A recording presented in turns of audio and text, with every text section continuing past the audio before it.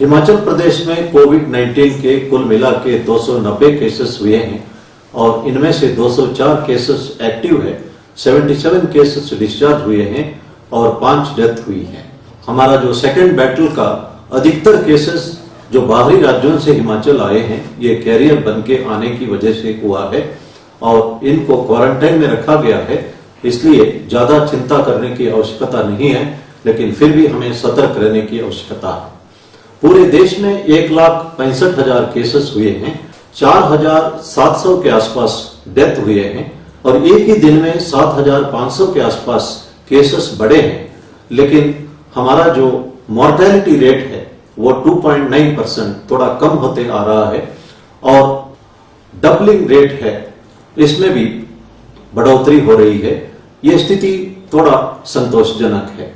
तो पूरे विश्व में भारत का पोजीशन 9th पोजीशन है नंबर ऑफ केसेस के हिसाब से और 13th पोजीशन है नंबर ऑफ डेथ के हिसाब से। ये स्थिति थोड़ा सा संतोषजनक है, लेकिन हमें इस वक्त बहुत ही ज्यादा सतर्क रहने की आवश्यकता है। आज ही के दिन एडमंड हिलरी और तेंजिंग नॉर्गे माउंट एवरेस्ट चढ़े थे। इस एनिवर्सरी के अवसर पर उनकी एक बात हमें याद करने की आवश्यकता है। Mountain cannot grow, but human beings can grow. With discipline and dedication and confidence, one can fight any kind of war. And Edmund Hillary इसी भावना के कारण से माउंट एवरेस्ट चढ़ने में कामयाबी हासिल की थी। कुछ एक घटना हमारे लिए बहुत अफसोस की बात है। बिलासपुर में एक कंडक्टर जो होम क्वारंटाइन में था, वो सरेआम बाजार में घूमते रहा और बाद में पॉजिटिव पाया गया। इस कारण से एंटायर एरिया को सील करना पड़ा। ये एक गैर जिम्मेदारान हरकतें हैं, इसके लिए मुकदमा दर्ज करना पड़ा। इसी तरह ऊना में एक बीडीओ जब मौके पे किसी व्यक्ति को मास्क पहनने के लिए कहा तो उसके ऊपर बदतमीजी से पेश आए, जिस कारण मुकदमा दर्ज करना पड़ा। इसी तरह बद्दी में एक लेडी यूपी से आई थी और किसी को नहीं बताई थी, वो बाद में पॉजिटिव पाई गई थी।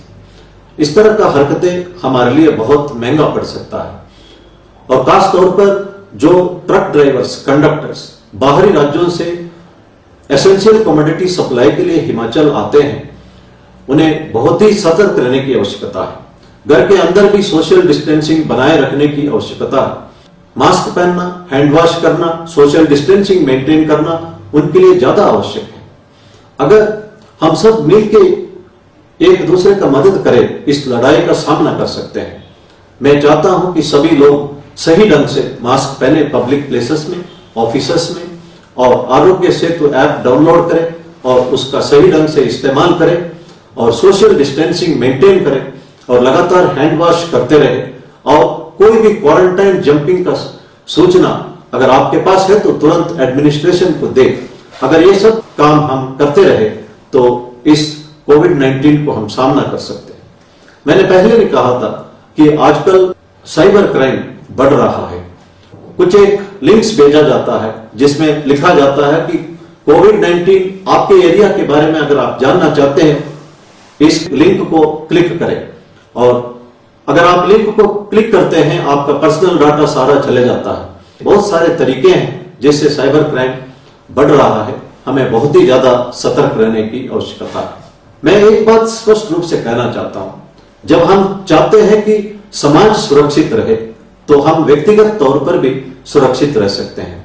हमेशा हमें समाज के बारे में सोचना चाहिए। सरकारी नौकरी हो या प्राइवेट नौकरी हो, हमें समाज के लिए कुछ ना कुछ योगदान करते रहना चाहिए। लेकिन अधिकतर लोग जो है अपना व्यक्तिगत समस्या में उलझे रहे हैं और वो सोचते हैं कि हमारा व्यक्तिगत समस्या खत्म होते ही समाज के लिए कुछ करेंगे। ये इस तरह की बात है जो समुद्र में नहाना चाहता है, only when the waves stop, वो दिन वो संभव नहीं है। इसलिए हम कभी अपना अपॉर्चुनिटी और समय को वेस्ट नहीं करना चाहिए। अगर हम जब रिटायर होते हैं तो हमें एक तसल्ली मिलना चाहिए कि लोग हमारे लिए किस बात का याद करते हैं, इसके बारे में हमें सोचना चाहिए। अल्फ्रेड नोबेल, जिन्होंने नोबेल प्राइज का स्थापना की थी, उन्होंने अर्ली मॉर्निंग एक स्वप्न देखते हैं और उसमें उनकी मृत्यु होती है। एक दो अखबार में लिखा होता है Alfred Nobel is no more, inventor of dynamite dies, और थोड़ी देर में आंख खुल जाती है, वे खुश हो जाते हैं कि वे जिंदा है। फिर वो सोचने लगते हैं कि एक दिन मैंने मरना ही है, मेरे पास इतना धन दौलत है, मैं कुछ ऐसा काम करूं और लोग सदियों तक मुझे याद करें। उन्होंने इसी से प्रेरणा पाके अपना दौलत को इंस्टीट्यूशन ऑफ नोबेल प्राइज में लगाते हैं और आज भी हम अल्फ्रेड नोबेल को याद करते हैं। लेकिन एक सेंस ऑफ कमिटमेंट हमें आजकल बहुत कम देखने को मिल रहा है। जब मैं विजिलेंस और एंटी करप्शन ब्यूरो में काम करता था, उस वक्त हमने कुछ टीचरों को अरेस्ट किया था जिन्होंने पढ़ाने के लिए बदलू टीचर्स रखे हुए थे। उसका मतलब लेट अस से एक टीचर को अगर 50,000 रुपया तनख्वाह मिलता है, उन्होंने 6,000 रुपए के लिए दूसरा टीचर रखा पढ़ाने के लिए और ये टीचर ठेकेदारी या कोई और काम करते रहे। ये बहुत अफसोस की बात थी और बदलू टीचर के बारे में मेरा ज्ञानोदय उसी वक्त हुआ था। मैं तमाम टीचरों को, चाहे प्राइमरी स्कूल हो, हाई स्कूल हो, कॉलेज हो, यूनिवर्सिटी के प्रोफेसर्स हो, इनके लिए एक एग्जाम्पल दोहराना चाहता हूं। डॉक्टर अब्दुल कलाम जी जब भारत के राष्ट्रपति थे, उन्होंने शिमला का विजिट किया था। उस वक्त वे बच्चों को संबोधित करते थे और एक लड़की ने उनसे पूछा कि how to get happiness and contentment in life. Doctor Kalam ने जवाब दिया है कि happiness and contentment will come with commitment to one's profession. उन्होंने एक एग्जाम्पल दिया। उनके एक टीचर होते थे शिव सुब्रमण्यम अय्यर, सिंपल लिविंग था उनका, लेकिन पढ़ाई में पूरा ध्यान देते थे, मेहनत करते थे। जब स्कूल का रिजल्ट अच्छा होता था या किसी भी स्टूडेंट जिंदगी में कुछ हासिल करता था, उसी से वो खुश रहते थे। डॉक्टर कलाम ने कहा, इस वक्त मैं भारत के राष्ट्रपति हूं, मेरे साथ पूरा थामझाम है, फिर भी मेरे वे टीचर मेरे से ज्यादा खुश रहते थे। मेरे ख्याल में इससे बेहतर कोई एग्जाम्पल हम दे नहीं सकते। इसीलिए कहा जाता है वर्क इज वर्शिप। जो वर्शिप से हमें जो ग्रेस मिलता है, अगर सिंसियरली काम करने से वो ग्रेस मिल सकता है और हम एक तृप्ति लाइफ में पा सकते हैं। इसीलिए मैं कहता हूं हमारा जो भी प्रोफेशन है, पूरा डेडिकेशन से हमें काम करना चाहिए। हमेशा हम पूरा दुनिया को बदलने के बारे में सोचना नहीं चाहिए।